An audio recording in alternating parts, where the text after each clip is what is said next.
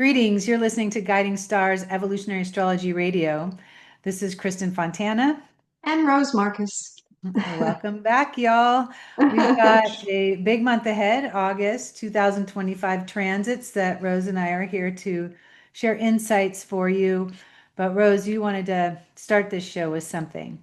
Well, you and I were just talking, and when we do the show, it always gives us a chance to catch up. I mean, we're always in constant contact, but it was kind of fun. So we had some really good conversations, and you were talking about how you felt Uranus, which has just moved into Gemini, July 7 to November 7. That's a big transit because, first of all, Uranus spends 7 years in a sign. So its introduction to Gemini, it hasn't been there in 84 years. So that's a Right. big to do right there. But that's a major transit. You were talking about how it was affecting you. So I wanted you to sort Oh, of, you're putting me on the spot. I'm Okay. putting you on the spot. Yeah. Okay. Well, I started meditating at a very early hour recently, and I'm about 17 days in, waking up at 4 in the morning to meditate. And I think right before Uranus shifted into Gemini is when I started. Yes, of course. It was like 5 days before, something like that. And what I noticed, when we wake up, typically we're still half asleep, we're right at a dream state, we're calm, we're more relaxed, we're not thinking about anything, right? And as soon as Gemini entered, oh, sorry, Uranus entered Gemini, uh, my brain was like a light switch. And I would literally be thinking about things even before I woke up. It's almost like my soul is getting ready to wake up. It's 3:57 in the morning. The light switch goes on, and my brain is just, thoughts, ideas, um, things I don't want to be thinking about either at that time of day. And so I had, I had this great idea to start meditating at a time when the whole world is asleep in my part of the world. And now it doesn't seem to matter. Help me, Rose. Do you have an antidote for this? I don't know. Well, I loved what you said about, those thoughts coming in. That's Gemini, the mind, the busy mind. And here you are trying to meditate with Uranus, which is a real kind of it can be a very hyper influence in the sign of Gemini. So that mind never stops. But I liked what you said about replacing the thought with a breath. You Yes. know, yeah, Okay, to yeah. yeah, to Yeah, pull Rose. back from that, right? Rose was asking me about it, my experience. And so I was suggesting to her, because we both have a lot of fire and air in our charts. So that whenever a thought comes in, if you are worrying about something or if you are meditating, yes, Uranus does connect to the breath. It connects to our nervous system as well. And so by working with your breath, you can settle your nervous system. So instead of a thought, you replace it with a breath. As soon as a thought comes in, it's an inhale, or you can even say the number one.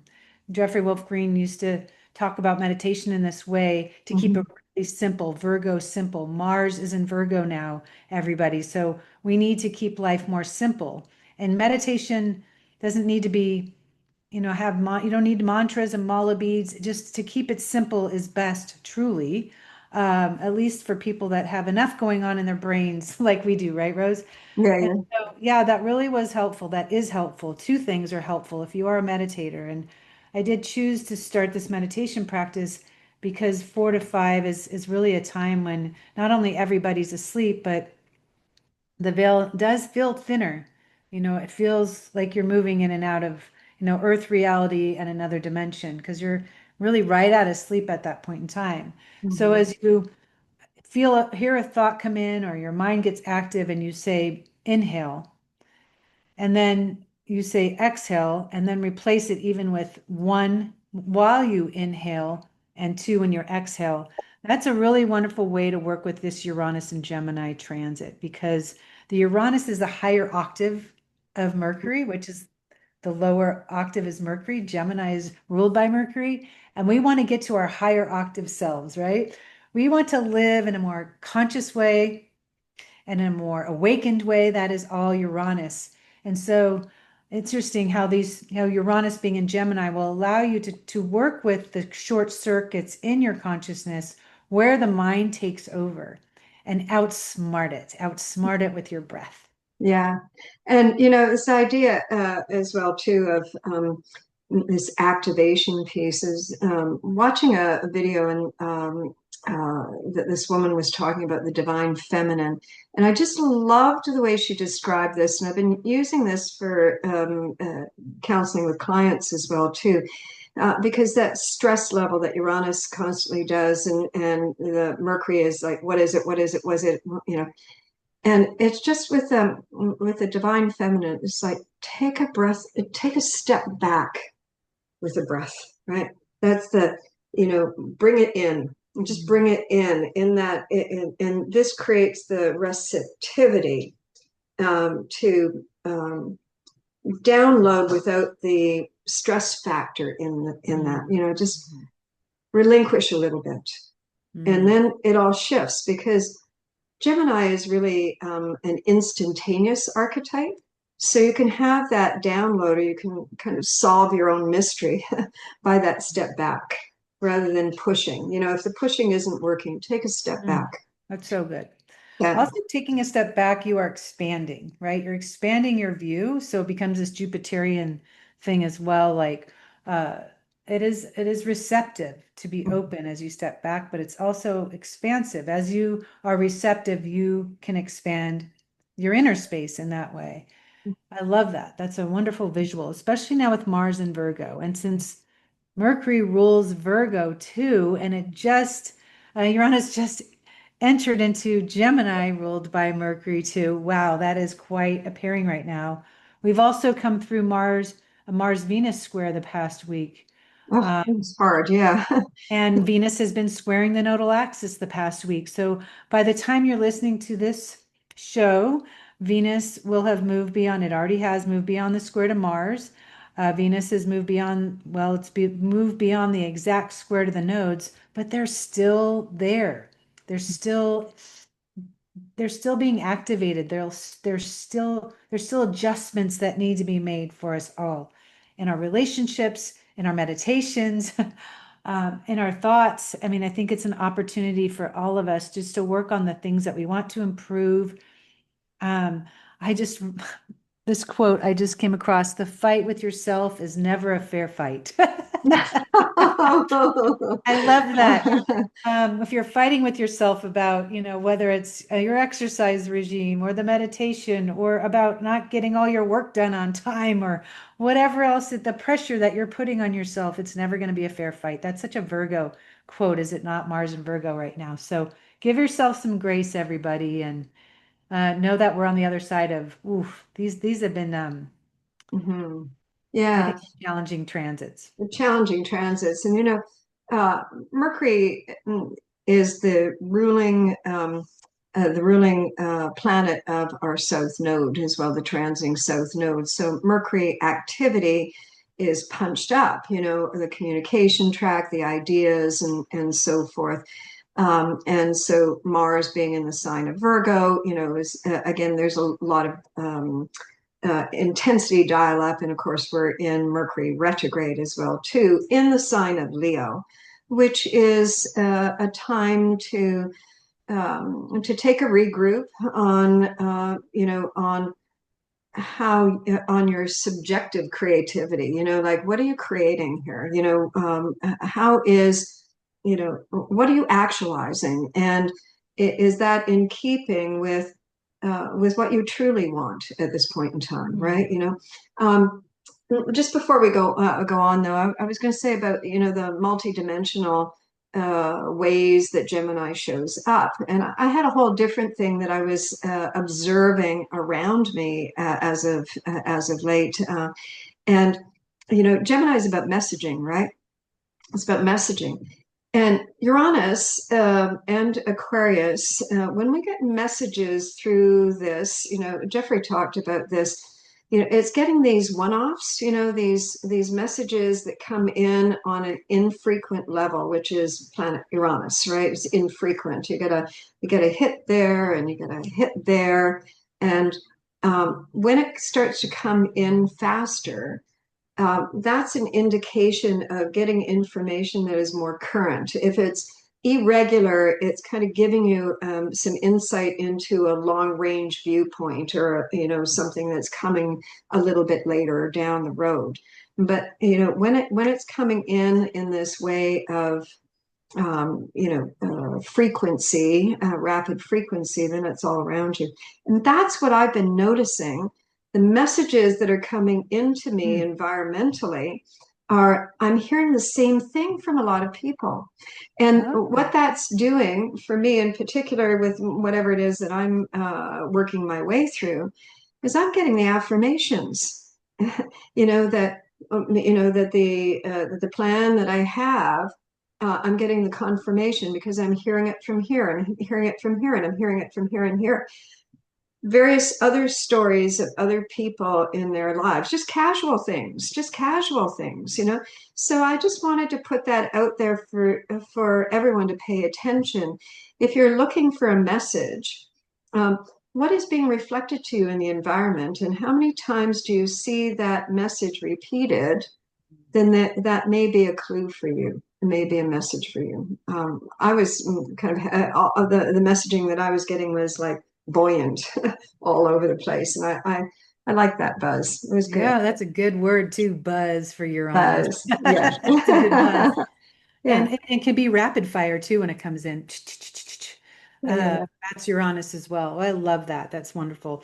And it's funny too because, when the universe is trying to send you a message and you don't pay attention to it, it'll just keep coming. And that's happened to me too recently, I will say. And I've said to myself, okay, Fontana, like if you don't pay attention to that, you're going to be in big trouble. Meaning like I can see, my guys are up there going, come on, I'm sending you all these messages. Go this direction. Well, So yeah. yeah, and I definitely think, because the first quarter of the year, and Saturn in Pisces and Neptune in Pisces, what I heard out of all of my clients for months and months on end was, I can't figure it out. I don't know where I'm going. I don't know what it looks like. And that shifted with this Uranus moving into Gemini, and the Saturn moving into Aries, and Neptune moving into Aries. There may be something more to work with right now. So yeah, Yeah. do pay attention to the signals. Mm. So Mercury retrograde in Leo, as astrologers, we can see it coming. We can be in the middle of it. Um, it's hard when you've been working with these energies all the time because you're just waiting for it, right? You're waiting for the setback, you're waiting for the redo, you're waiting for the thing that you don't want to have to do, and then it shows up anyway. Sometimes that happens. Um, and I mean, I have Mercury retrograde natally, and usually the retrogrades are not too hard on me, but there's been a lot of typical Mercury retrograde experiences, from little things to bigger things. um, the classic, things breaking down, to conversations that have been unfinished that come back, big ones. Thinking a project is moving in a direction, and then you have it gets derailed in some way for some reason. So Rose, like you said, and I love that. There's a good reason why those, not the appliance is breaking down. I don't think there's a good reason for that at all. Ever. I will Yeah. never tell any of you that there's a reason it's happening. I don't agree with that. I won't. But the other things, I will agree that when you're in an Aries moment with something, or just when you're moving so fast, so forward, and you can't see any other options, because that's what happens with Aries, the retrograde will force you to see all the other options and say, like you said, well, what's a better way to do this? Or I can't remember exactly how you said that, but it was worded really well. Um, Aries is just focusing on the road ahead. That's it. And Yeah. so the forced retrograde now with Saturn and Neptune will allow us to open up to other things that can make it more complete. And retrograde cyclone, I think that the general public, they get, kind of a dose of this Mercury retrograde, but Mercury retrograde is very useful for going back to those projects, and for figuring it out, and for taking some time out. And I can't tell you how many clients book vacations during Mercury retrograde, which I think is perfectly fine because it is, stop what you're doing and go to something else and then come back to it, right? It's perfectly fine to do all of that kind of stuff right around the beginning of Mercury retrogrades when the havoc usually happens with Mm. schedules, if it's going to. But it all depends on how the Mercury retrograde is hitting your chart. Now, we are recording this before August starts, and on the 31st of July, Mercury retrograde aligns with the Sun. And I always like to mention this because that's the midpoint of the Mercury retrograde cycle. A retrograde pattern is, how we are viewing that planet in relationship from Earth, looking out to the planet in its relationship to the sun. That's a whole creative process that takes place. So it's kind of like the first half of the Mercury retrograde is setting up the, whatever it is that you have to revisit. And the second half of that, and that'll be the 31st, and Mercury ends retrograde on the 11th of August. This is where, now that you've got some information, it is about sorting it out on that second half. And it's a very subtle shift, very, very subtle shift. But it shifts the way, the sun is all about actualization. It's all about the creative process, right? And with Mercury, it's examining it from a different position, maybe having a little bit more objective awareness. It's like, oh wow, this is incomplete, or that's not working the way, or I've gotten sidetracked, or whatever it is, right? I love that. And it is so true. And sometimes when something's breaking down, it can take until that second half of sorting it out before it gets fixed. That is so true, Rose. Yeah, I first love of all, you you're introduced to it, and then you figure it there. out. It's great. Yeah, it's wonderful. Mhm. So, we're also talking today is the day of the new moon in Leo, which will set up the next 2 weeks. So, you'll be listening to this probably the day after or so. And it is opposing Pluto. And so, wow, this feels not like such a light new moon, but we've got the new moon and Pluto both forming beautiful aspects to Saturn in Aries and Neptune in Aries.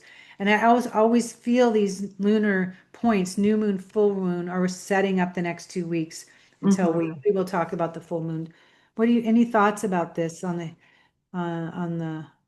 Well, I think that this just really gives us, I think that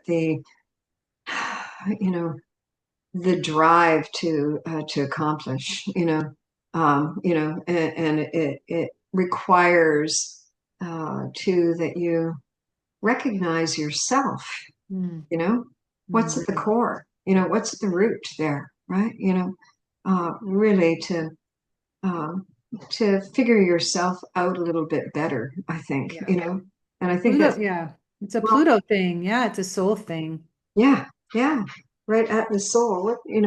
What does my soul want? Hmm. Um, what is it that is, you know, where's the gift? Yeah. Well, Pluto puts a lot of pressure on us through transit. Like if somebody's experiencing a direct Pluto transit in their chart, whether it's aspecting their sun or moon or Mars, Venus, it puts so much pressure and it almost feels like the universe has its thumb on you, right? And so for all of us right now, too, we've got Pluto opposing the sun and the moon. And I love what you said on that because uh, what's it worth to you? What's it Yeah. worth to your soul? Like, what do you want to know that you've done 5 years from now? These points where Pluto's really exposing your Hmm. heart in some way or shining a light on where the focus needs to be. You know where it needs to be, and that we can get caught up in all the Virgo things, right? All the things to do instead of focusing right here. I think sometimes it takes a Pluto moment to focus right here. Going through something really intense makes us come right here again, right here. We don't get lost in the leaves. We go right back to the trunk of the tree. And so that's really truly what it is. If it's a creative project, a relationship, um, I think a good thing I'll just say right now, and then we can move on, is that ask yourself, why are you here? And if you know that you've now reached a certain point on your path, what does it look like for your soul to evolve? What choices can you now make that would reflect and represent your evolution and allow you to feel the momentum of that? So it's really about what's next. Maybe you already know why you've been here, but what's the next step or the next leap? What will take you higher on the climb? And what is it going to require from you? The first thing it will require is your commitment to it and your desire. So, Mhm. Well, and you know, it's consciousness raising when the Sun and Pluto are in opposition, right? And by the way, Pluto is retrograde as well, too, right? You know, so that's the midpoint of the Pluto retrograde cycle, and it is in recognition of that creative process that you've been in up to now, and mm, this is standing on the threshold of a shift right there. You know, I think it is, as I said, recognition of I'm not the same as I was when I started this. And mhm, I'm standing here right now. And what shift, you know, do I feel is starting to energize inside of me? It's like this, you know, at the core, it's like this resonance is starting to say, what if, mm, right?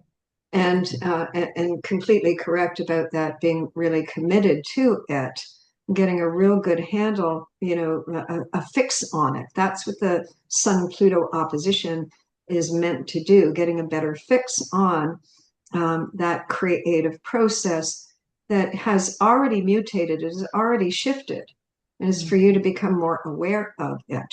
We're still going through Mercury retrograde. We've got Mars in Virgo. We've got work to do. We've got the rest of the planets in Yes. retrograde. We've got work to do. So it isn't a matter of saying, aha, I figured it all out and I'm there with it. But you're standing on that line right Mm. now, right? You know, so it's a shift pattern to just take that pause, because this is where it shifts. That's really important for people to remember that you're not going to be able to figure it out right now. No, That's what the no, retrogrades are telling us. So that's going to be a relief for a lot of people. If you don't know where it's headed exactly or how it's all going to come together, perfect. You're right on track. I mean, that's really what the retrogrades it's are for. experiential. Absolutely. Evolution is experience, Yeah, right? We evolve through our experiential track. There, indeed. All right, state so of we've brain. got some good slides for you just to show you some of these, some of the activity and the certain lunar charts. Let's see if I can get them. Okay. Okay, August. So, gosh, I mean, look at all those retrograde planets: Mercury, Saturn, Pluto, Neptune, and three asteroids or dwarf planet Chiron. So that is a lot going on. Ceres is also, didn't they upgrade her? What is she now? Yeah, Ceres was promoted Promoted. to a dwarf planet at the same time that Pluto was demoted, right? So Oh, she's got status. She's got status there, and it's very interesting because on the 11th of August, I mean, we still have other things to get through first, but on the 11th of August, Mercury ends retrograde, and on that same day, Ceres turns retrograde. And I was looking at the transit, and you know, when a planet switches from direct to retrograde or vice versa, it is at station. So a station is that the planet is at standstill or moving very slowly in its orbit, which is an amplification archetype. Okay. And interestingly, Mercury turns direct and Ceres turns retrograde. They're at station for about half a day, both of them at the same time, which I think is quite a potent transit to take place on the 11th. That's just following a whole cluster of transits, including a full moon. But I think that may be a real big shift of significance. When Mercury ends retrograde and moves direct again, a lot of times we don't notice it, right? You know, I mean, it's the end of the retrograde pattern. If you study astrology, then you go, oh, great, now I can move on with things, or I'll book my appointments or so on. But generally, it's not something that you notice. But Ceres is turning retrograde at the same time. And Mercury's in Leo and Ceres is in Aries. They're not in aspect to one another, but they're both picking up other things. And I think that this is really just getting a much clearer focus on yourself. Wow, look at that. 5 planets or sim energetic bodies in Aries retrograde. Wow, you know, That's a lot. yeah.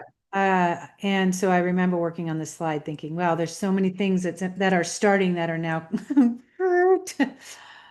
So again, it just restates the fact that, nothing is going to happen fast and it's not supposed to. And I love that experiential word for evolution. Allow yourself to feel everything all the way through, to think it through, uh, to consider other things. And when we're not in a rush, and because the rush can actually end up canceling out what we want. We're trying to force it, like you said. So, what would you say about the Ceres though stationing retrograde? What is it that because Ceres is like a Plutonian energy. It's about resurrecting something or recovering something, Yeah, right? she's like Pluto in terms of the whole metamorphic process of evolution, right? And she deals with cycles and seasons. And Ceres is, again, it's there's just so many things to say about this, but it's how you are sustaining yourself and how you are nurturing yourself and so on. I just think that this transit is putting the focus, it is intensifying subjective awareness. Aries is about the subjective experience, right? And so this dials up, I think, the inner hearing and that whole subjectivity. It's going to put you in focus, and when Aries is retrograde, it's very targeted. It's very targeted, very specific, and it helps you to have a greater degree of separation, as I said, and that's more in terms of the observation. Any retrograde influence gives you the ability to observe, right? So this is an observation of self so that you can get back in touch with that Ceres. What's at the core for you here? That's a very dynamic transit. And again, you said this, the quote that you had earlier, the war that you have with yourself is not a fair fight. Yeah. I know that one, right? This gives you a chance really to go in there and make that adjustment. So taking a deeper dive into yourself and into that subjective orientation, going to keep you really busy at it until you get yourself sorted out. Yeah. you know and Aries, in retrograde, is just stripping away, right? Aries is very targeted. It's going to strip away everything except for the essential, the grand essential, right? I just had a thought. So retrograde mimics a Uranian phenomenon, right? Because Right. it's about redoing, renewing, it's rebelling. And so it's really like having something in Aquarius or this Uranus transit. All retrogrades will do that. It's non-conforming.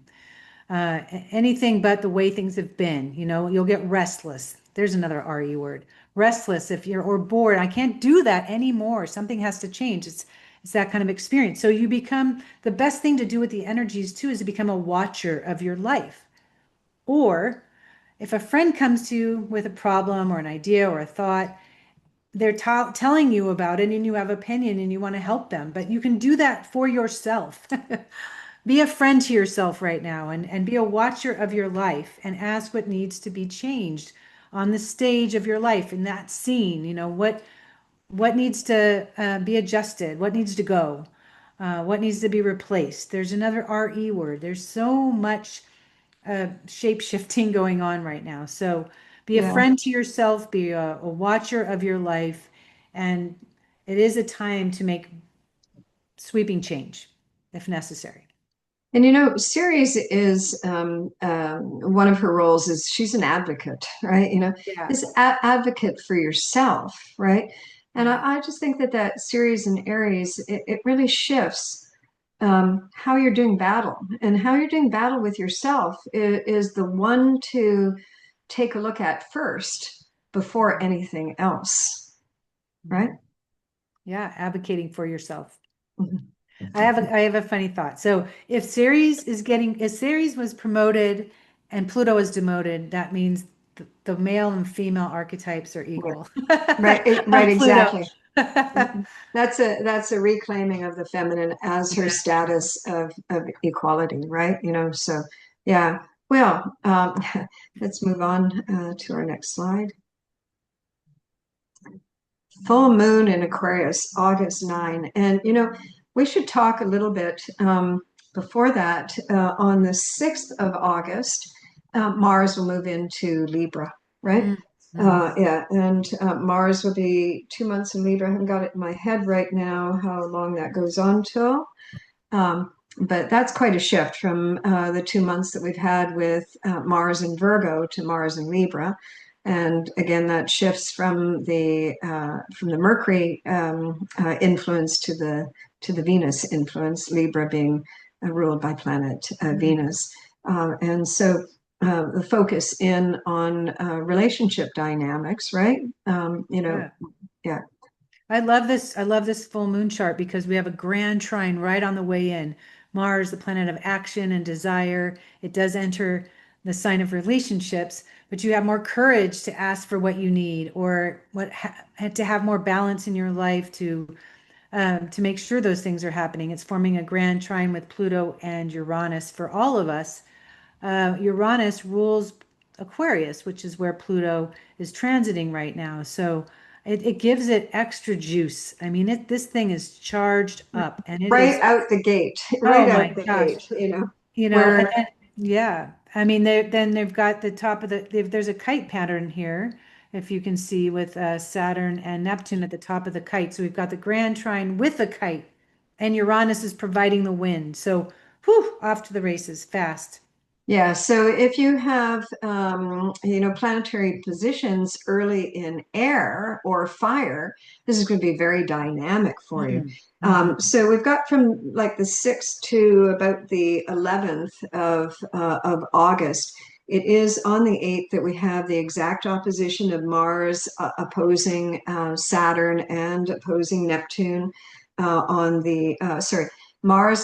Mars opposing Saturn and trining Uranus on the 8th, and on the 9th, Mars opposes Neptune, and on the 10th, Mars trines Pluto. So we've got this air trine activated over a few day period here, which encompasses the full moon in Leo Aquarius. And the Leo Aquarius theme has been I think being punched up by Mercury retrograde opposed the Pluto, and later on in the month, at the very end of the month, we'll have Venus opposing Pluto, and we've got today we've got the Sun opposing Pluto, and these are all marker points of that whole developmental track that is extending over July and August, and as you said earlier, the new moon in Leo over this, the full moon is bringing all of that to some kind of culmination.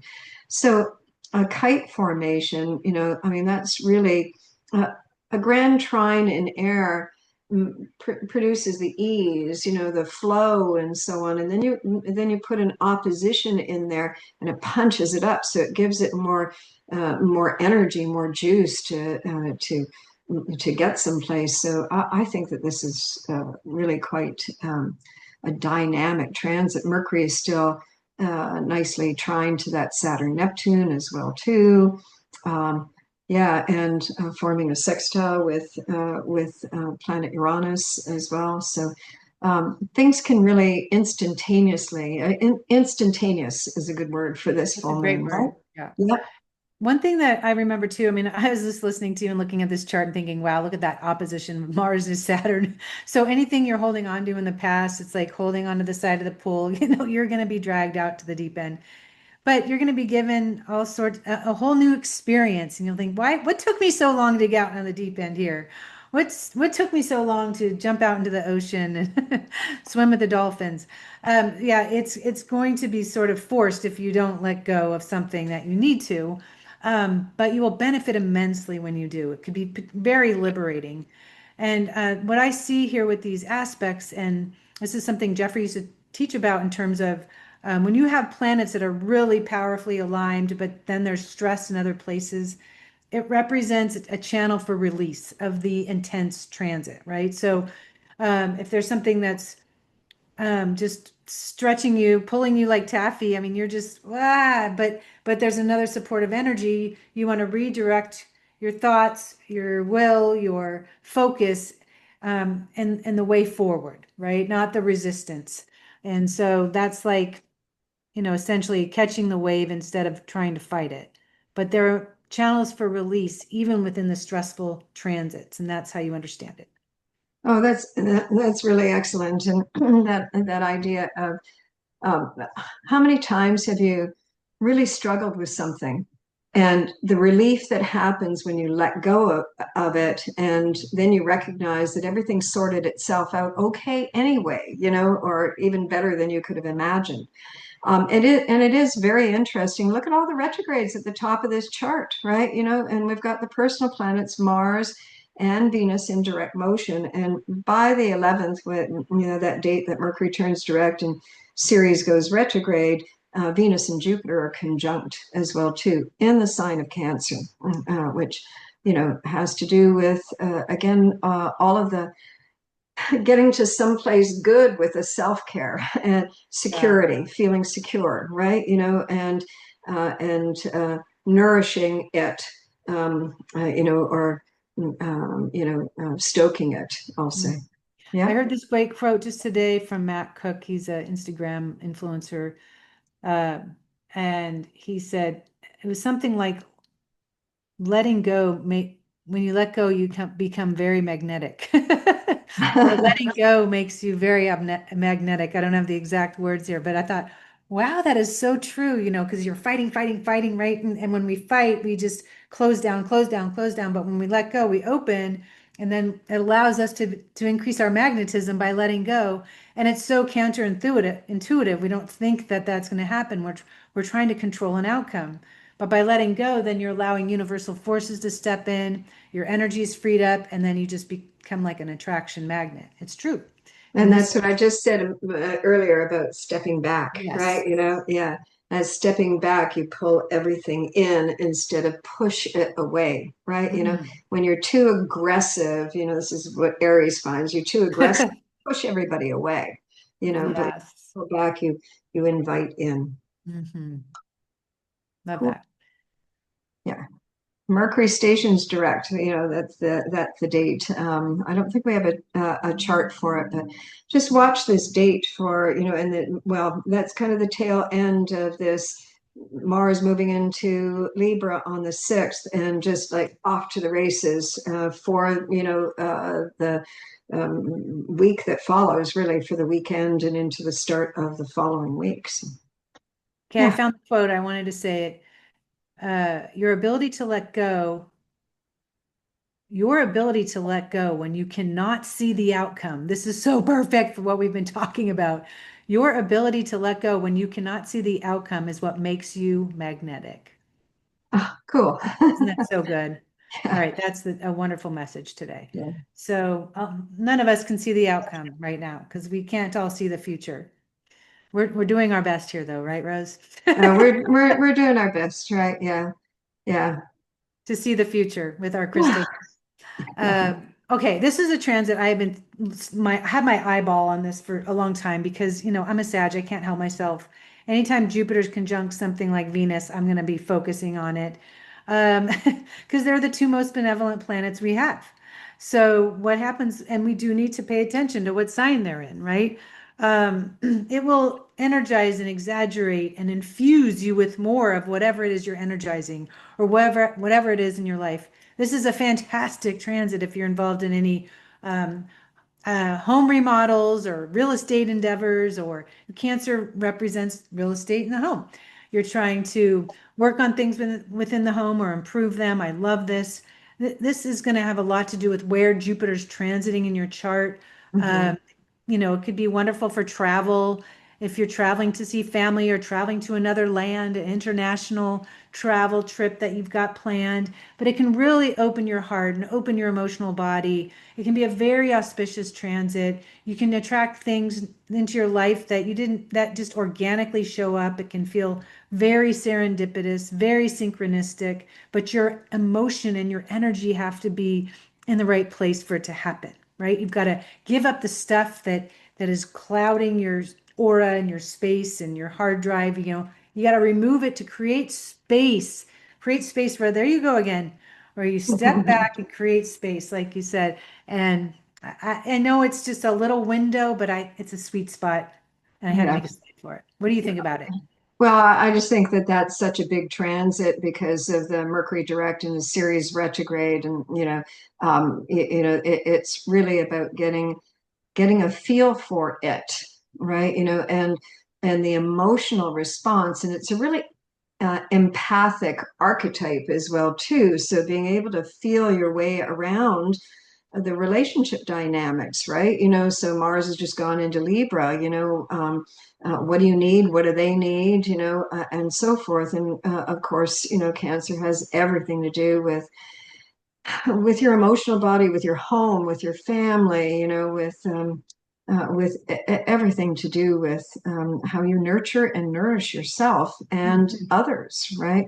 So safety, security, and another thing about the Cancer archetype is about developing self-consistency, about getting that so that you are not kind of I always think about water, when you pour it into something, how it's splashing around, so that you develop this kind of even keel with the water so that you can Hmm. stay consistent with what you feel and how you were responding to Mhm. everything that's going on for you.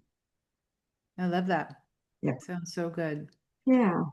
So in order to really benefit from this transit, because it can expand whatever emotion you're feeling. So if it's not emotion that feels good, we really want to put ourselves in a position of gratitude, say, instead of the opposite of that. It will, Venus rules extremes. It's Mhm. really going to open you up in a big way. So you have time to prepare for it, and time to ask for what it is that you want to usher into your life, because Jupiter and Venus are just going to be waiting. They want to deliver the gift. Mhm. So, Well, I would also suggest to gift yourself a little bit more with whatever. Gift yourself a little bit more space. If yeah. you're starting to build up, emotional intensity, maybe you want to just take a little bit of time out for yourself, right? Just to give yourself a little bit of regroup time that's going to help you sort yourself out. I mean, Jupiter conjunct Venus, it's a lovely, lovely transit. But if you are feeling that overwhelm emotionally, then just take a little bit of extra for yourself. More leg room. More legroom. Yeah, more legroom. Alrighty, what have we got on the next slide here? Oh, new moon in Virgo. All right. All right. So, Kristin, why don't you start? All right. So, yes, the new moon in Virgo on August 22nd. As you can see down below in the third house, Venus moves faster than Jupiter, so it's pulled away significantly by the time of the 22nd. On the 12th is the conjunction to Jupiter, and it's moving it's forming a progressive trine here to Saturn and to Neptune. And I Mhm. would say this is within an orb of influence. I like this. So there's an opportunity that comes up on the 12th, and then by the new moon, it's starting to secure itself. Like you can see the path, and it's trining Neptune at the same time. It feels more ideal. It's you're really having a vision and a understanding of how good something could be. And so Venus will also be forming a sextile to Uranus. So whatever is coming needs to represent some liberating change for you, emotionally or otherwise. Like, what can you do for yourself every day, maybe, that will help contribute to this change?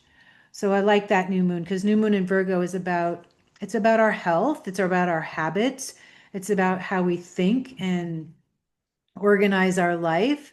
And so for wanting to clear the clutter, emotional clutter or anything like that, it's going to free up space, and it can feel like a whole new world once we do. So those are some of the aspects that I like, really right out of the gates. What about you? Well, and that's great that you mentioned all that, because the new moon is supported by all those favorable aspects. But the new moon at 0 degrees Virgo is also forming a yod in the chart to Pluto in Aquarius, and to the Saturn Neptune as well too.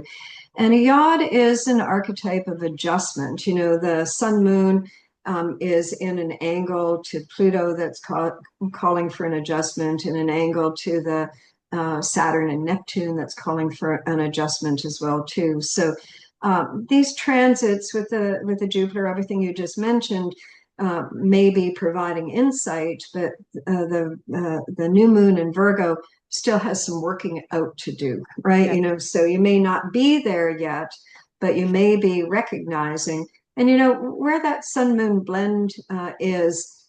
It's really, you know, a yod is frictional. The frictional piece of that requires an analysis and adjustment. That's the nature of the yod and of a Virgo archetype as well too.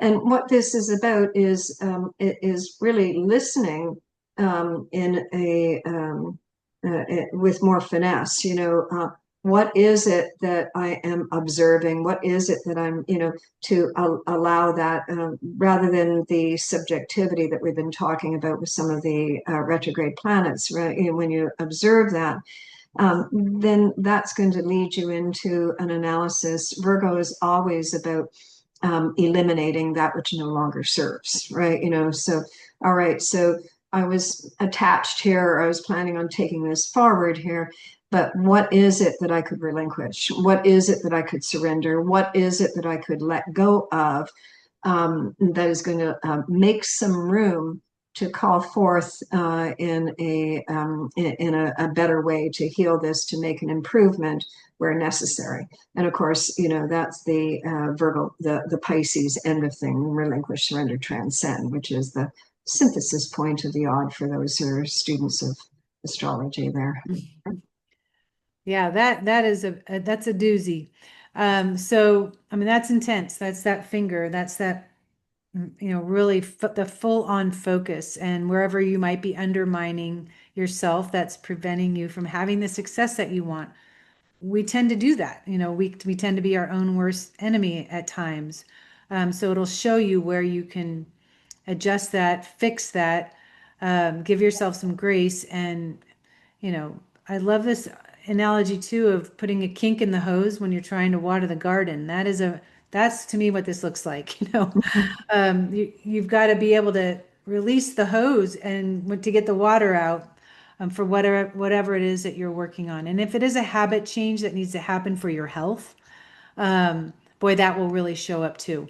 I was talking about some of these nicer aspects. That's classic Kristin. I always like go in with I want to see all those. But what is also happening too is Saturn and Neptune, which are part of this yod with Pluto, right? They're part of the yod.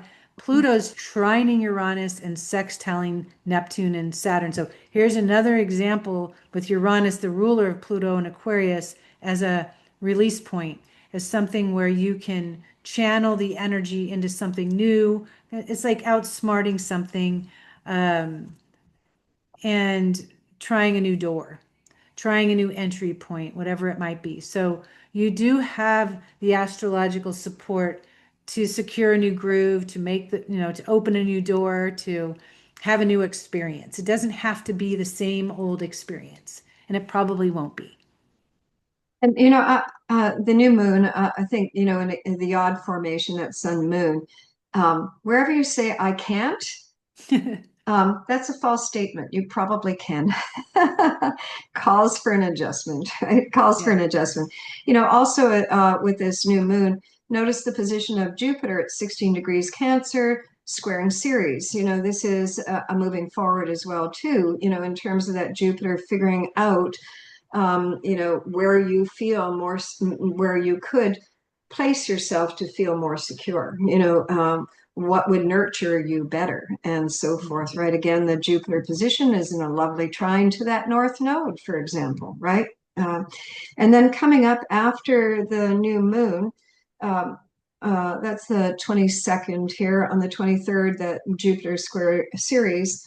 And there's just this run of stars. On the 24th, the Sun is square the Uranus. On the 25th, Venus moves into Leo and immediately forms that trine that you were talking about to Saturn and Neptune, and opposes Pluto on the 26th.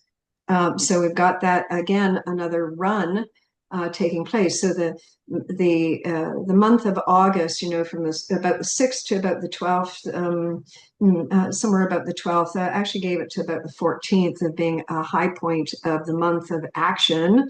And then again, this new moon from about the 22nd through until about the 26th.